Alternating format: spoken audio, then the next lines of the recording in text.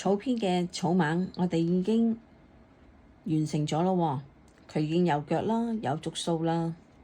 但係如果我哋想再靚啲，可以點做咧？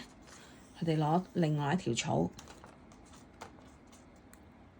同佢起咗條骨先，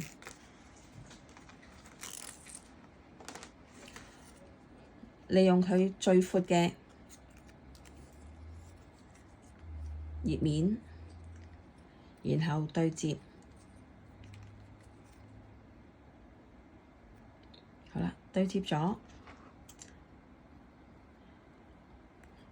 斜角剪咗佢出嚟，喺呢個對接嘅地方剪一個額位，然後咧就可以放隻翼啦。我哋利用叉或者係羹嘅背脊，喺第二節將佢套入去，將呢隻翼葉尖向上拉佢出嚟，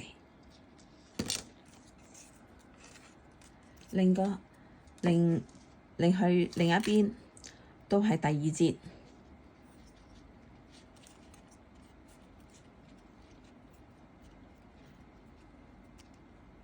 將另外一隻翼套入去，拉出嚟，調整一下，就已經完成啦。好得意嘅草蜢就出咗嚟啦〜